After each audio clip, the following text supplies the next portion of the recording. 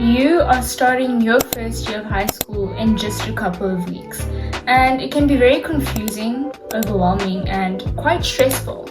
But in today's video, I'll be sharing some advice to calm down those nerves and basically how I got through my first year of high school. So stay tuned.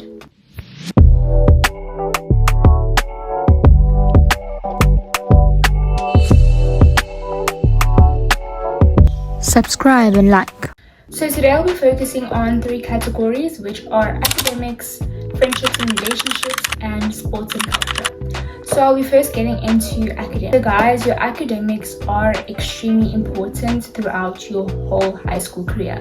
And basically the first tip that I have for you is don't have the whole mindset of I'm in grade 8, so universities don't look at my marks, because that's just setting you up for failure. Because you're gonna have that mindset in grade 9 and you're not gonna work hard in grade 10. And then when you get to grade 11 and grade 12, then that's when you might start taking it seriously. But it's so important to utilize the 3 years because they basically prepare you and they get you into the routine of being productive, of studying, so that when you get to like the last 2 grades, which are pretty difficult and like the concepts can be very challenging, you've already had the 3 years of like practice of getting into a routine of being like productive and studying, and when you get there it's not like daunting, if you know what I'm saying. So saying, oh, it's just grade 8, like what's the point? Don't do that. Like, it's not going to get you far, and it's honestly just going to make you a lazy person overall, because when you're so used to the laziness, it's so hard to get out of it. So you might even carry it till grade 11 and grade 12, you know. So starting from the start to be like productive, it's just the way. Like, just do it. You're gonna thank yourself later, and you're gonna be proud of yourself that I'm so happy that from the get-go I put in the effort. And it's just so nice to reflect on your marks and be like, wow, I did that, like, you know. So study, be productive, and put in the work. Okay, so my second tip is don't let the jump from primary school to high school scare you. So I know like primary school teachers can be like here on, oh my word, you're going to high school now, teachers don't care about you, you have to be independent, you have to study hard, the workload is a lot, no one's going to tell you to do it. And yes, some of that is kind of true, like you have to learn some independence. But I know like they exaggerate like the whole thing. Like, it's really not that deep. I think what they try to do is to like get you to snap out of like the whole teachers are going to be babying you, which is true, because in high school like you'll get like those nice teachers and whatnot, but if I'm being so honest, like no one babies you like they did in primary. So I kind of get what they're trying to do of like kind of intimidate you, like to get out of like that whole teachers will just always be there on my side and whatnot, because in reality they really like are like kind of hardcore. So it's very important to get into the routine of being independent yet again, but don't let it scare you. Like, I know it can be very like rah, like it can be very like, I was scared, but yeah man, it's really not that deep. And basically, to add on to that point, one thing that got me stressed was the syllabus. Like, I actually like obsessed. I was like, I was so stressed about the syllabus. I don't know why I was like so scared, because it's not like they're gonna give me grade 11 work coming from grade 7, you know. But I was very stressed on whether I was going to be able to handle the work that they were gonna give to me. But if I'm being so honest, it's really just grade 7 work, which is like more formulas or just a bit of a twist here and there, a little bit of more challenges. But when you get there, like they're going to do like a recap. Like you'll hear teachers like across probably all subjects, they're going to be like, so do you guys remember this from primary? You know, did you guys get like, were you taught this, right? So they're gonna try to make all of you on the same level, because everyone's like coming from different primaries and whatnot. And like, yeah, the syllabus is like not hard. Like, it's really grade 7. Like, for me personally, I felt like it was just grade 7 work with a bit of a twist, and that twist is like handle the twist, because it's really not that difficult. Obviously you have to study and you have to be productive and you have to put in the work, but don't let the syllabus intimidate you. Don't let teachers from primary intimidate you that, oh my word, you're going to this like completely different world and it's going to be really like different. Like, yes, it's different, but not to the extent that they describe it. But don't be intimidated. My last tip for the academics category is to respect your teachers. So like, I know you're in a new environment, new people, new teachers, new routines, just new everything, and I don't know, grade 8s tend to have this thing of like wanting to stand out. But the one way not to stand out is like disrespecting your teacher and making her look like she's a clown or can't teach, or making her the joke of the class. Like, it's not cute, don't do it. And especially if you want to be like a prefect in the future, or head of sports, or head of culture, head of academics, or head girl, or whatever the case may be, disrespecting your teacher in grade 8 is not worth it. Because teachers talk in the staff room, and I don't think you want to have that reputation to your name that you are that child. Like, trust me, you just don't want to be that child. Like, you don't want to be known for being a disrespectful person. It's not cute, and it's going to follow you throughout your whole high school career. And the thing is, like, you might mature and change and get to grade 11 and like want to be a prefect or something like that, but teachers will still remember the way you acted in grade 8, you know? So it's so important to like build a good reputation from the start so that it doesn't affect you in the future. So yeah. Oh, and to add on, I know like there'll be teachers who, you know, are a bit too strict, or I don't know, like they are always on your case or something like that. And it can get like very frustrating, but it's so important to either like keep it in, but like just don't backchat, don't shout, don't make a whole scene. And if it like gets to a certain point, I would say report it to like the head of something, or like your homeroom teacher or whatever, to get it sorted. But don't make a scene to a point where you just have this reputation that you are a disrespectful child who doesn't respect teachers and stuff like that. So okay, so the next category is friendships and relationships. So buckle in, because this one can get really messy. I'm joking. So before I like start to like list the tips, I just want to mention that it's so important to realize that not all your friendships in high school are going to make it till matric.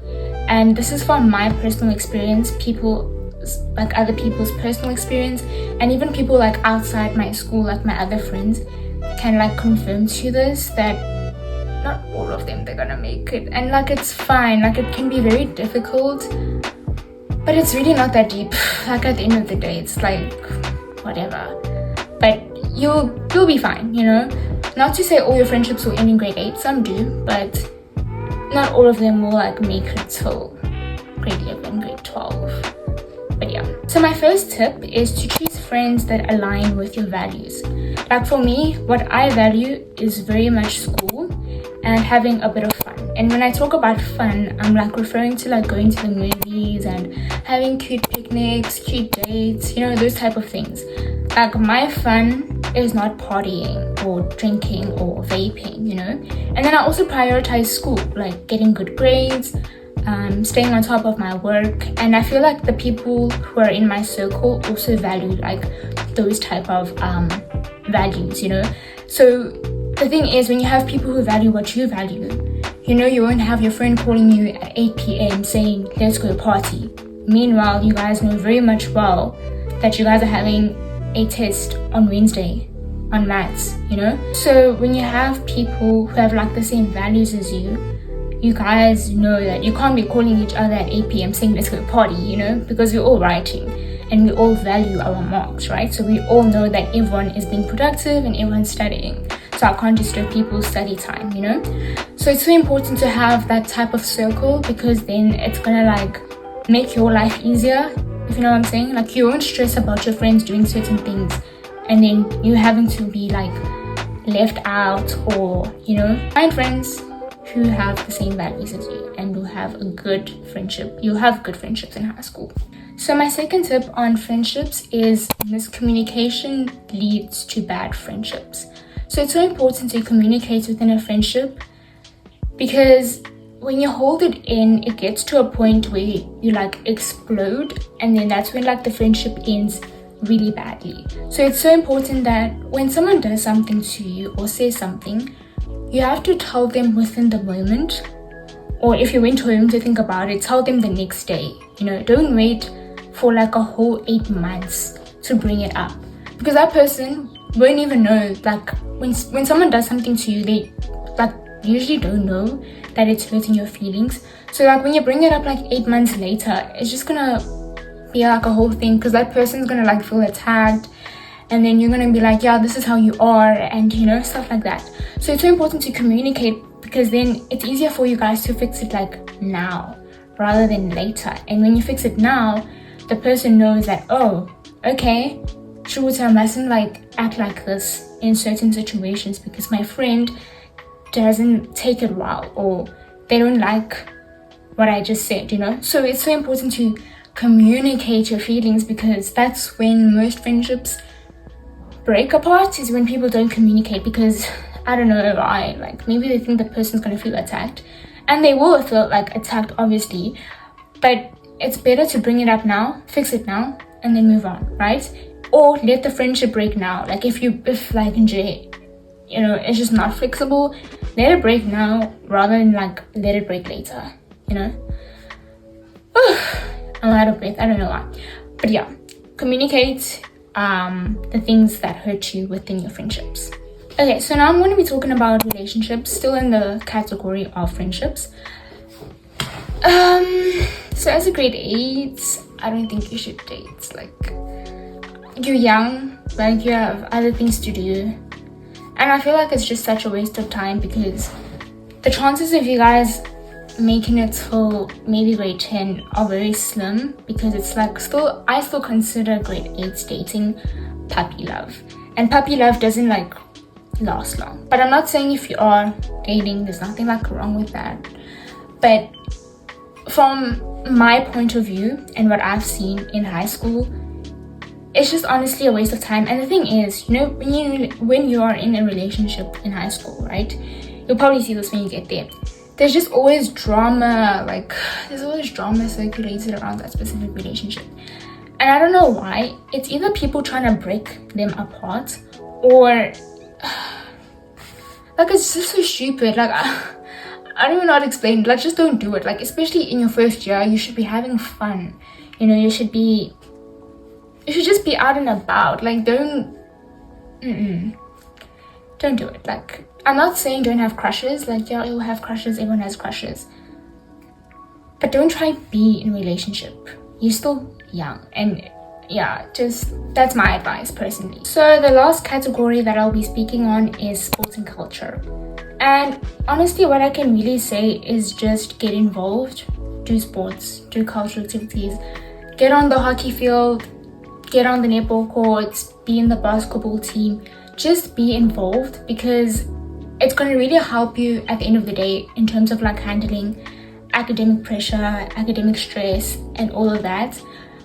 Because that after school we're like, oh my gosh, at least I can go play netball, at least we have a match. Like those like things can easily bring you joy and kind of like be a peace thing to like your mental health, because high school can be stressful. I'm not even gonna lie to you, it can be pretty busy, but having something that that you'll enjoy, like having an activity that, oh, at least after this English period I have so and so, like a certain activity, it's just gonna make you happy. Like get involved, especially as a grade 8. Like you guys have like the most time in the world to do so many cultures and sports. Like get involved, because when you get to grade 10, 11 and 12, there's really not like much time for all of that. Like at that stage, that's when most people start to like narrow down what sports activities they want to do for the rest of their high school career, instead of doing like everything. So participate in everything, get to see what you like, what you don't like, and you'll make friends who do do the same thing as you, like, so you guys relate to that activity. So it's very easy to build friendships from like doing school activities. So I really recommend, get busy. You have the time, you're still in grade 8, just have fun. Like, oh my word, just have fun. Like, have fun. I like 100% recommend doing activities in school. So yeah, just be involved, do it. Don't stress about other people and what they think of you. See, now that's the one thing, like, you should never ever try to get like validation from people and like think about what they think of you. Just do it. Get involved. Like, don't care, just do it, you know. Okay guys, I really hope you made it to the end of the video. And grade 8 is like so soon, like schools are opening so soon, but it's gonna be a really great year. And 2025, I just feel like it's just gonna be an overall great year for everyone. Put God at the center of your studies. Pray when you wake up. It's gonna really give you like a good start for the day. You know, just don't overthink it. And when you have God on your side, like, I just feel like all the anxiety goes away. Like, just pray. Prayer will really help you get through your studies, friendship breakups, or anything that's like hurtful. Having God at the center of it can really like help you go through high school. That's what I can say. I'd honestly say like praying and everything has gotten me to like the point where I am. Like, just pray. It's really helpful, and I like totally recommend it. But yeah, good luck grade 8. It's really not that deep. Like, high school's fun. I personally enjoy high school. I enjoy high school more than primary. Like, no, primary was a bit traumatic, I can't lie. Like, it wasn't traumatic, I'm like exaggerating, but I honestly feel like the vibe at high school, and like the positive vibe, not the negative vibe, like the vibe, man, it's just on. Like, I just like it. You will enjoy it, trust me. When you get there on the 15th, I think everyone opens on the 15th, it's gonna be so good. Like, you're gonna enjoy it. But yeah, hopefully you enjoyed this video, and I really hope it helped you in calming your nerves and just, you know. So yeah, I'll see you in my next video.